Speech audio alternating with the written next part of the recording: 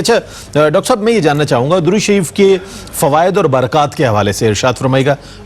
مفتی صاحب نے بھی ارشاد فرمایا, میں چاہتا ہوں آپ اس پر کچھ روشنی ڈالیے گا, اس کے فوائد اور برکات کیا کیا ہیں.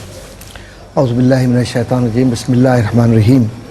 مولا صلی وسلم دائما ابدا علی حبیبک خیر الخلق کلہم یا رب بالمصطفیٰ بلغ مقاصدنا واغفر لنا ما مضى یا واسع الکرم. تو آپ کا معمول ہے ماشاءاللہ, جب جواب کا آغاز کرتے ہیں درود شریف سے کرتے ہیں. سبحان اللہ سبحان اللہ. یہ دیکھیں یہ بھی ایک اچھی ان کے کرم سے بالکل ایسا ہی ہے.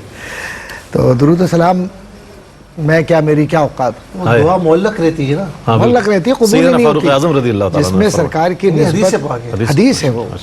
اور دوسرا یہ کہ یہ ہمارے بہت سارے احباب لا علمی کی بنیاد پر کرتے ہیں, تو اللہ تعالیٰ انہیں ہدایت عطا فرمائے کہ وہ حضور کے حق کو سمجھ لیں. اللہ, یہ درود حضور کا حق ہے ہم پر.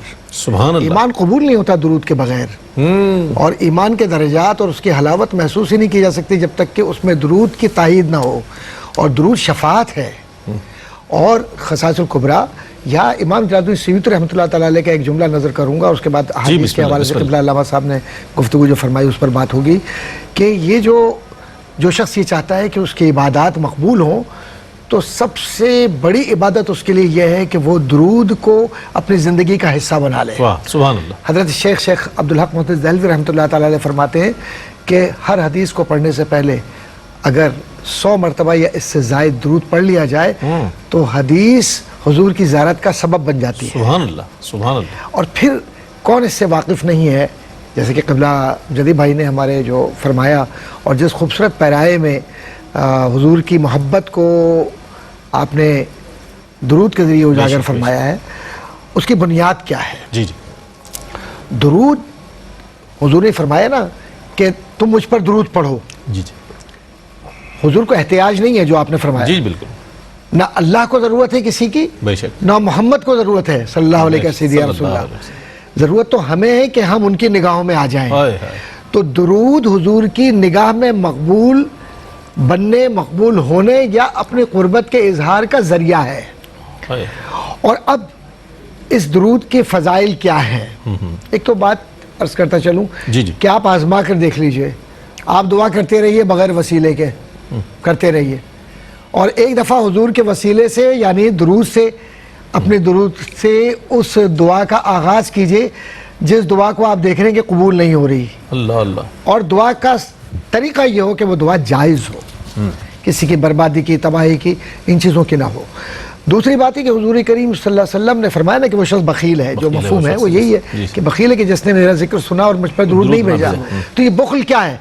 بخل سب سے زیادہ ناپسندہ عمل ہے. تو پتہ ہی چلا کہ جس نے بخل کیا ظاہری معنوں میں سخاوت سے ہٹ کر, یا جس نے بخل کیا حضور پر درود بھیجنے میں, تو دونوں اعتبار سے ایسا شخص سمجھے کہ مسترد شدہ ہے.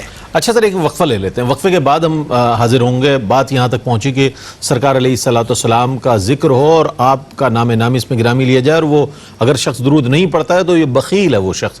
اس حوالے سے انشاءاللہ مزید کلام کریں گے. اور ڈاکٹر صاحب ایک مختصر سا وقفہ ہے, وقفے کے بعد لوٹتے ہیں. مجھے امید ہے آپ کا ہمارے ساتھ رہے گا. اب درود شریف پڑھنے کے فوائد و برکات کے حوالے سے پروفیسر ڈاکٹر محمد احمد قادری صاحب بیان فرما رہے تھے. میں چاہتا ہوں گفتگو. میں عرض کر رہا تھا کہ سرکار کا واضح حکم ہے, امر میں ہے یہ کہ صلو علیہ, مجھ پر درود پڑھو ہی پڑھو, پڑھنا ہے.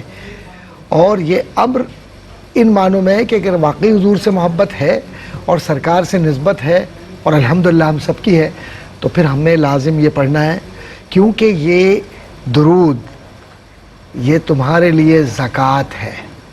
تو اب زکوٰۃ بمعنی فرضیت ہے, تو پتہ یہ چلا کہ جو درود پڑھتا ہے وہ اپنا فرض ادا کر رہا ہے سرکار کی محبت کا. ایک بات تو یہ ہو گئی. جو سرکار کی زیارت چاہتا ہے وہ بھی درود پڑھے, فضیلت میں ہے یہ کہ جتنا درود پڑھے گا اتنی قربت ہوگی, قربت ہوگی تو سرکار کی زیارت ہوگی.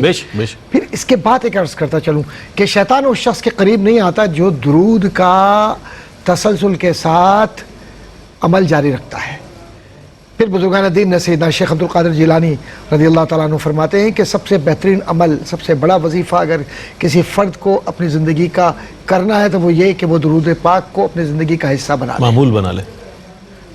اور ایک بات عرض کرتا چلوں کہ وہ شخص کبھی گمراہی پر, شرک پر, بدعت پر کبھی بھی نہیں مر سکتا اور جس شخص کی شفاعت درود پاک کرے اور درود پاک پڑھنے والا بغیر شفاعت کے مرتا نہیں. اللہ.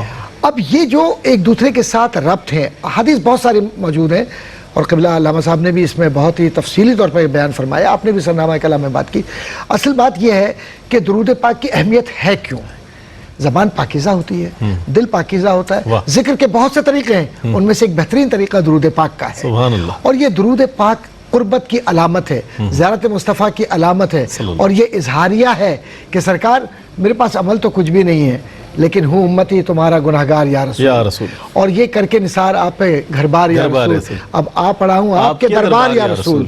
تو حضور کے دربار میں اگر جانا ہے تو ضروری نہیں کہ جسمانی اعتبار سے ہو.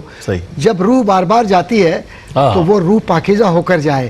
تو درود روح کی اس طرح سے تطہیر کر دیتا ہے کہ پھر اس کو باوضو ہونا ہی ہونا ہے، کیونکہ درود کا اس پر ایسا پاکیزہ پانی پڑ گیا ہے کہ وہ پودا کبھی مرجھاتا نہیں. سبحان اللہ، سبحان اللہ. کیا بات، کیا بات.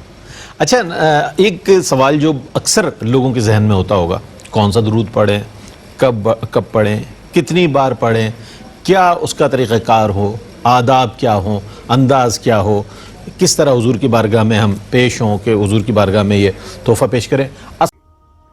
ناظرین، اگر آپ ایسی ہی مزید ویڈیوز دیکھنا چاہتے ہیں تو ہمارا ARYQ کا چینل سبسکرائب کیجئے اور بیل آئیکن کا بٹن دبانا نہ بھولیے تاکہ آپ سے کوئی پسندیدہ پروگرام مس نہ ہو جائے.